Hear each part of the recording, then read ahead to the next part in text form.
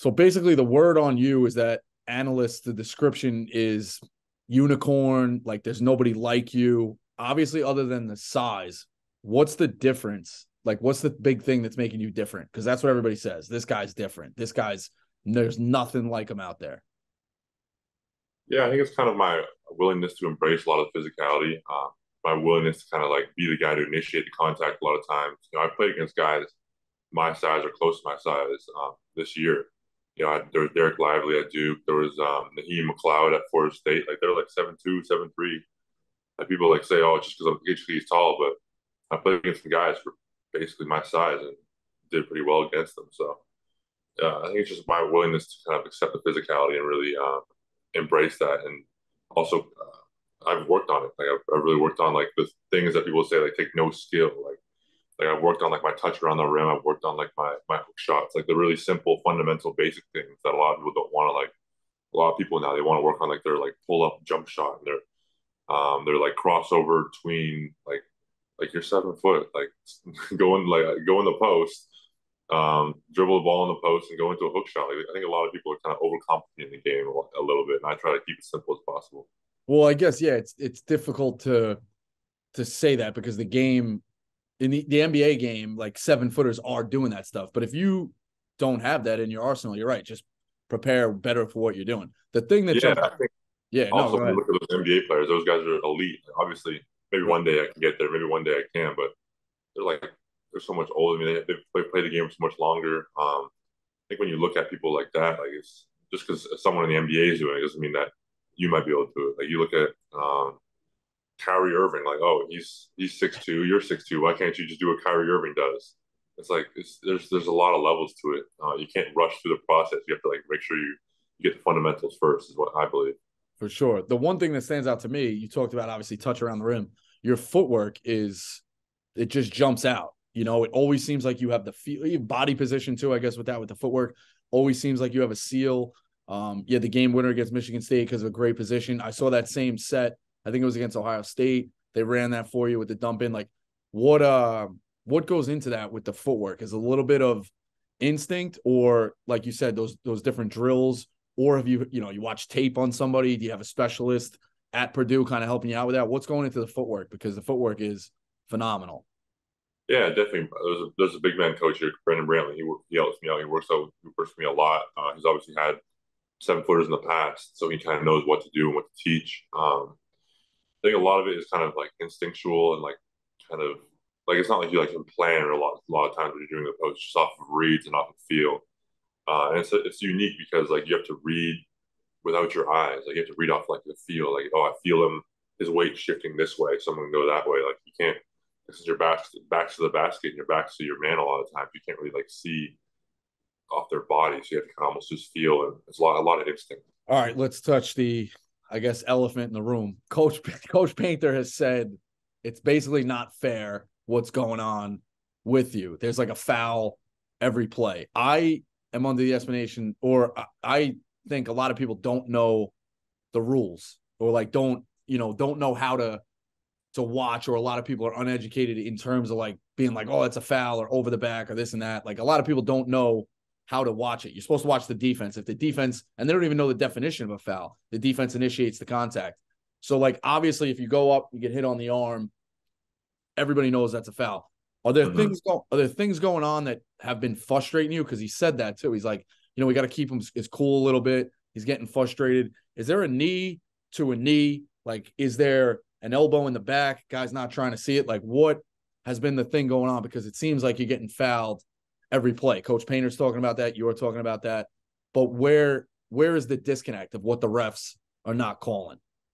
I mean, first of all, I want to say like the Big Ten refs, they're great, obviously. Um, I think like it's a really hard league to ref. I have a lot of sympathy for kind of what they have to ref because our league's super physical. Like if the refs wanted to, they could probably call a foul every play. Every single, yeah, absolutely, every single play. That's how the Big Ten always is. Everyone knows going into the Big Ten, it's gonna be a tough, physical, hard game. So like, I have a lot of sympathy for the refs. Obviously, I'm human. I'm gonna get on them when I feel like I got fouled and they didn't call it. I'm obviously gonna say something, but I'm gonna kind of keep that between me and the refs. I feel like a lot of times if I speak on it in the media, there's not really any good that's gonna come from it.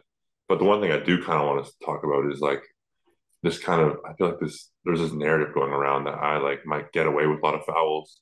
And I just don't think that's really. I think people who say that might just not watch the games. I know like some people have gone on the air like Izzo and stuff have said like, oh, he missed he needs to get called for a foul every play. He should be fouled out. Like the Big Ten. I think this idea that the Big Ten refs might have some bias towards me is kind of crazy. Because I think if they ref me straight up, you look at non-conference, like I never got in foul trouble in any non-conference game. The only game this year so far that I've gotten in foul trouble and had to miss minutes was the Rutgers game, which was a Big Ten game. I Right. got two fouls first half and I had to miss minutes because of that. But other than that, all season I haven't sat a single minute because of foul trouble. And that's non-conference. That's not nothing to do with the Big Ten refs. So And the fact that's that not, and it's listen, just you had a couple of gimmies in non-conference, but you also had Duke, Gonzaga. I'm sure there's another one I'm forgetting. Like you guys West played Virginia, West Marquette, like we played Virginia. some Yeah, tough good place to teams. play. Yeah. Non-conference. And it's something I've really worked on the last 2 years. I just really worked on not fouling. I feel like we played that Rutgers game. I got in foul trouble in the first half, and I kind of feel like I let my team down a little bit that there. So I kind of from there on, like I have my teammates even telling me like, hey, sometimes just give up that layup, give up that dunk if you're in bad position. And, like you're worth more than like 2 points for us on the floor. Like if you have to give it up to stay on the floor, then just do that. So something I've really been working on. I think if the refs called me straight up, maybe I'd have maybe one or two more fouls a game, for example. So I'd have maybe 3 fouls a game, 2 fouls a game. But I'd also probably foul your front court up by the second media timeout. Yeah, without a doubt.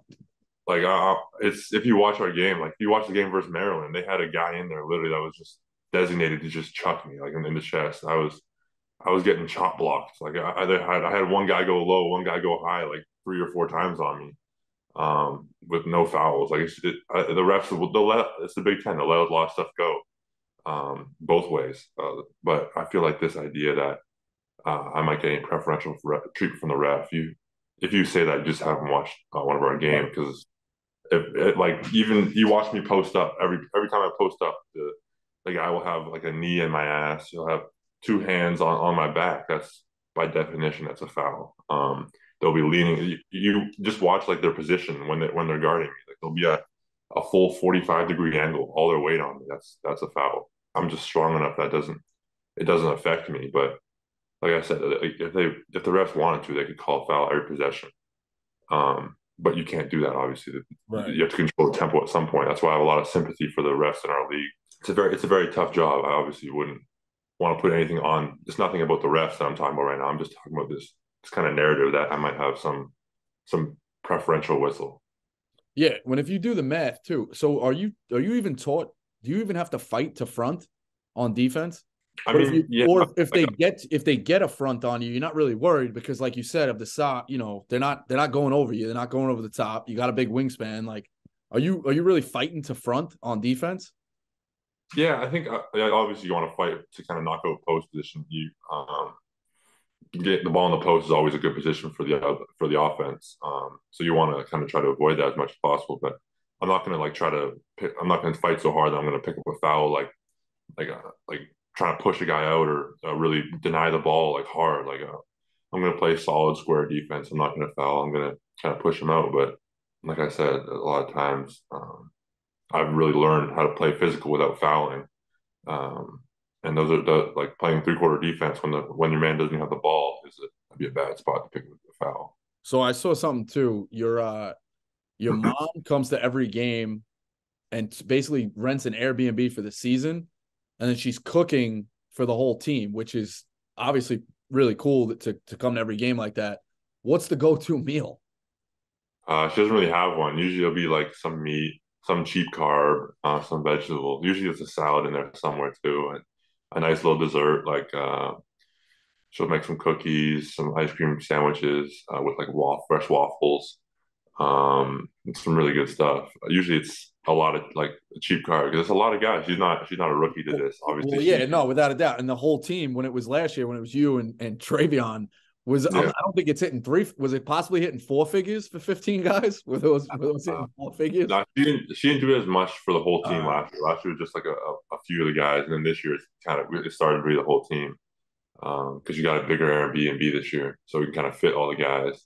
But it's great. It's really fun. You didn't start playing until your sophomore year of high school. Do you think that helped of you not getting burnt out? Because if you do the math, just even, growing up playing AAU myself, obviously at like a, decent level in seventh and eighth grade, you're playing 100 games that summer, 40 in regular, and then whatever you're doing pickup, like add it up. Seventh grade, eighth grade, ninth, even those 3 years would have been another 400 or 500 camps too. You're playing 3 games a day at camp. Like, do you think it's probably helped you a little bit that you haven't been burnt out getting into it at Yeah, 6 years old? yeah, I've thought about that. I think a lot of people that play the sport, that have played sport at a high level for a long time, they kind of get sick of it eventually.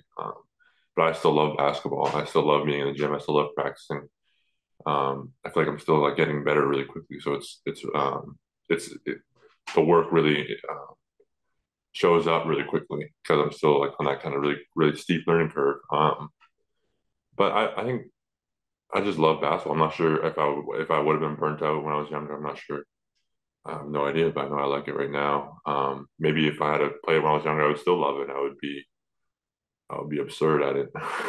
Yeah, I just But think there's definitely a balance too, and I think the better you get, the more it can become a job. So I always look at that of like and then you start to look at it like, well, people put pressure on you, like, hey, colleges are looking at you. Oh, well, you got to go get a scholarship because you can save your money, family. It's like, well, I might not want to play. I think that's a healthy conversation to have. I'm not saying it's you, but I just think in general, like people should be looking at that. yeah, I usually try not to like you said, like look at my future. Like I try to just like kind of focus on where I'm right now. Like I'll focus on practice, I'll focus on a certain drill, whatever we're doing. But yeah, when you look at the bigger picture like that, it can kind of get overwhelming.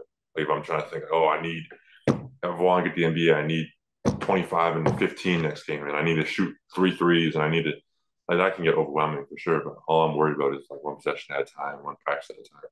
Yeah, that's a real thing too. Like I think somewhere along the line, especially the AAU culture, and you ask a guy, "Hey Zach, how'd you guys do today?" I had 25 and 15. Not we won by 6. I think that's a Yeah, problem too. It's like yeah. I think winning is it's the only stat that matters in basketball. for sure. So last year, obviously, you had Williams and Jaden Ivey, right, and you. So you guys were really talented, 3 seed. Make it all the way to the Sweet 16. Was there a convo this year with Coach to be like, "Hey, you're the guy," and what goes into that? Like what were there things that you weren't expecting? Obviously, you're getting more touches. Hey, we're looking at you, stuff like that. But is there different things you weren't expecting that goes into being the guy? Yeah, there was kind of a conversation like that. It wasn't like with those words, but kind of in the summer I was going through a little bit of the NBA process. He was kind of telling me like if you come back, you're gonna be the guy here. It's kind of gonna be your team. That sounded pretty good, but it wasn't really like I never really had a meeting one on one where he told me you're gonna do this. This is your responsibility. It was kind of just you come back, this is gonna be your team. There's definitely some different things that you don't really expect. I think a lot of it is kind of though what you would expect. Like you gotta when it's your team, you gotta kind of lead by example. I guess something I've always kind of tried to do. Staying late in the gym, trying to not to go out, just kind of have the good habits for our freshmen. Because obviously, when you're a freshman, you kind of look at the better players, the older players, and you kind of try to follow their examples. That's something I've really been trying to do is just set a good example. All right, so I like Painter. I actually met him last year at the Final Four. It sounds like based on those conversations, there's a lot of trust. What's your relationship with Coach, and like what's been so great about playing for him? I just think he's just a straight up honest guy. He's like the same person. Like when he recruits you, when you play for him, when you're playing 5 minutes a game, when you're playing 30 minutes a game, like he's the same guy. I think it's kind of that sounds kind of like, oh duh, but I think it's rare in college basketball. A lot of coaches will promise you like if you come here, you'll be this, this, and this. You'll have this role and you'll do this. Where I remember even on my visit, Coach Painter, like he was like, "Yeah, I don't know. You might red shirt, you might not red shirt. Depends how you do in practice. Like if we feel like you can contribute to this team in practice, we'll play you. If not, we'll red shirt you."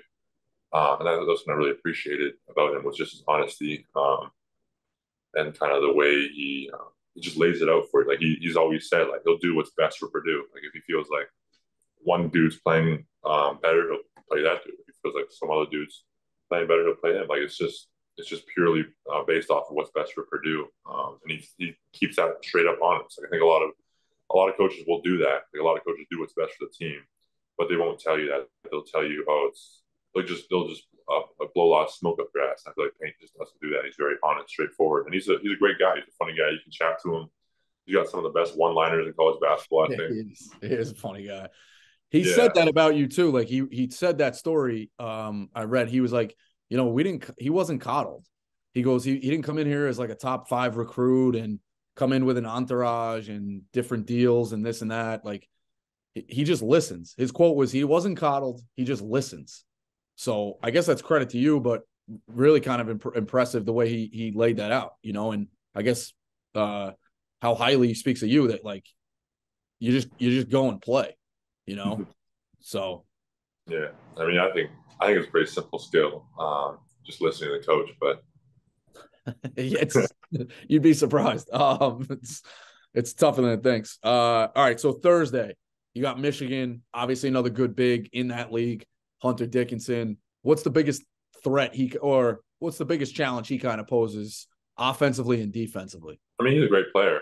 He's one of the best players in our league, one of the best players in the country. Obviously, our team has a ton of respect for him. He's done pretty well against our team in the past with the way he can kind of shoot the ball, the way he can space it, can provide some problems for the team. They play a lot of zone, so they can kind of like, it's hard to get him in foul trouble because they play a lot of that zone because you can kind of hide him a little bit, keep him away from the action, keep him away from the ball. He's a great player though. He's tall, he's strong, he's pretty skilled. I think it'll be a great game. Obviously, there's certain games against like you look forward to every game, but kind of when you play against those really good big men, you always circle those games. You look forward to it, and I'm definitely looking forward to the game. Yeah, it seems like everybody's looking forward to you guys. So there's not necessarily a lot of super, like a couple of years ago you saw Gonzaga and Baylor. We all knew they're pretty much destined for that title. You guys have had good teams at Purdue. Painters had good teams at Purdue. But you're now probably one of those only super teams. You're number 1 in the country for most of the year. You're the hunted. What comes with that pressure of like being the hunted? And also, how have you guys embraced that a little bit of like, yeah, we're running out in front of the pack, like come catch us, Yeah, I mean, you're always going to get every team's best shot, especially on the road. They're really going to fill the stadium up. Like probably it'll be one of their better selling games of the year. The students actually ready to go. Last year, every game we lost, we got the court storm. Like it sucks, but it's kind of it shows the respect the teams have for you. That they're so excited that when they beat you, you're gonna get every team's best shot. Every team has had this game circled on their calendars. You got the number 1 ranking. Every team looks forward to it. Every team wants to be the one to take down number 1. So you're gonna play hard. You're never gonna get a team's night off. You're never gonna get a team's like 50%. Oh, they could have played better. Like you're gonna get every team's best shot. You get every player's best shot, and you have to be truly ready for it. That was something we kind of had to learn last Yeah. All right, I'll get you out of here on a couple of fun ones. Big Ten Arena, the one you love to go in there and spoil the party, and the other one, no matter what, even if you have 40, you just hate going there. Obviously, Mackey's not included. Mackey would be my No, loved one. yeah, road, Yeah. all road. I mean, Michigan State was pretty fun to go in that spoil that party this year. Obviously, their student section is great. The student section is loud. I think I got flipped off a few times. So it was pretty fun to go and spoil that party. I'd say the one that I hate is probably Rutgers. I was thinking that was what it's going to be, man. The trapezoid of terror. It's a tough spot in there. They do so many of those rims. You can't make a shot on those rims. They put some curse on it or something. The student section holding opponents under 60 in that building or something like that. Yeah, the rims got trampolines on them or something. I don't know. It's crazy. They're like, it's just a nasty environment.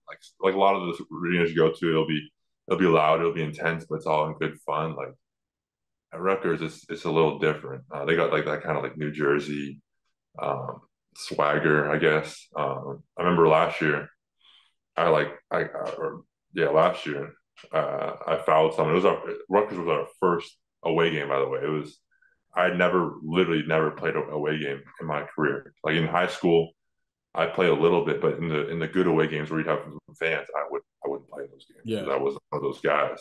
And then my freshman year, we had COVID year, so there was In no the fans face. Yeah. at all. So Rutgers was like my truly first away game with fans, and I was definitely I got thrown into the fire there. They're nasty. It's a great environment. Obviously, the RAC's one of the toughest places to play in the Big Ten. Um, I think I went after I missed that one free throw. Going back to that story, they had me on that jumbotron just to zoom in on my face for like probably 2 minutes straight. Like there was play going up and down the court. We got a guy who's a Rutgers super fan, so he was like live streaming him storming the court, but he's harmless. He's the nicest guy in the world, so I'm sure that was, that's so I guess that's a good thing too. Like I've always respected student sections who are clever, like Yeah. maybe they found out you got a D in French and they chant something in French. Like I think that's clever, or I read growing up, like Duke and Carolina, the guy was from a different country. They learned how to say you have a bad haircut in the other language or something like that. Like I think but we've kind of seen it a little bit now, especially with social media. Yeah, some people will just say some things for attention. Yeah, like Trace Jackson Davis was showing something the other day. Like where do you like? Do you think we've crossed the line, or can we get back to just having some fun within it? And then like, all right, Zach beats us. Like, all right, I hated him in the 40 minutes, but once he gets on the bus, like, go back to your family, like. Yeah, I think there's some student sections that still do that. Like they keep it classy. I think we played at Penn State. They were great. Those fans were great. They were obviously loud. They got energetic, but they weren't. I think there's definitely a line, like you said. There's some student sections kind of cross them.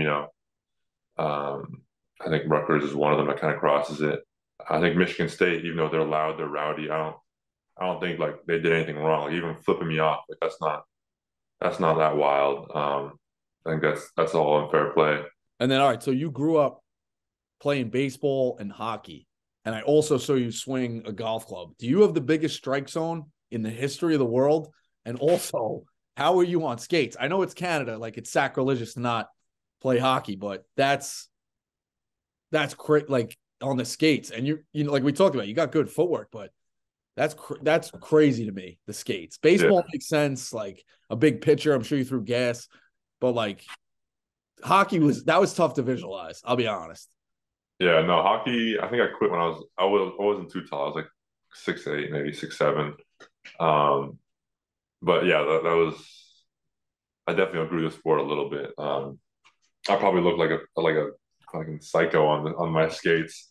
I'm surprised I got skates big enough, to be honest. Yeah, no, I had my little like some teams that looked really bad too because they had like the jersey wasn't big enough, and you'd have my like shoulder pads like popping out of the jersey, my elbow pads like popping out of the jersey. So some teams I probably looked crazy on. And then yeah, baseball was always kind of like one of my favorite sports. Yeah, and then this one's painful, but I mean I gotta ask. A week to prepare against St. Peter's in that Sweet 16, and I know like I just thought like, all right, you guys got all the horses, a week to prepare. Like, what was and the tournament's a different animal. You're coaching basically in 4-minute spurts, but like, what did they do in that game that threw you for a loop, or did you guys overlook them a little bit? Which is human nature, but like it was that one of all even them beating Kentucky. That was like, all right, you caught them, early. You didn't have enough tape. Like they overlooked them. It is what it is. But with a week to prepare, I just was it was crazy to me that one happened. And obviously, Holloway's a great coach and they did what they did. But like, what really was the difference with those guys? Yeah, I think people look down on them a lot. I think they were a great team.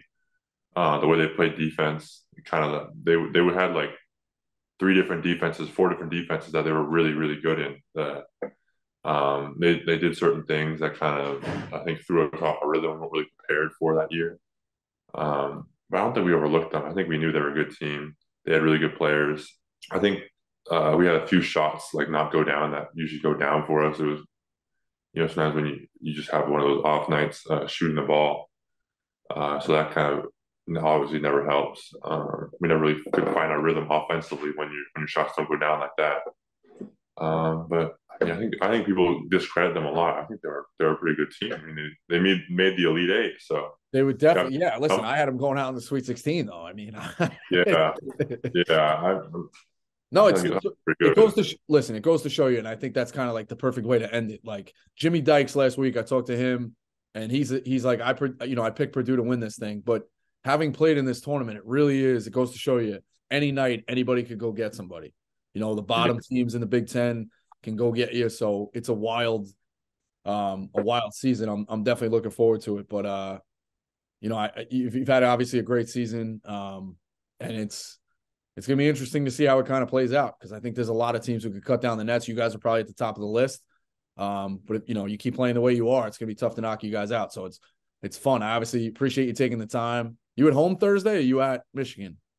We're at Michigan. All right. So that'll be another, an interesting one for sure. So, but yeah, listen, I'll love to touch base with you before the tournament again, but good luck Thursday. Thanks for the time, Zach. It's been awesome. No worries. Thank you.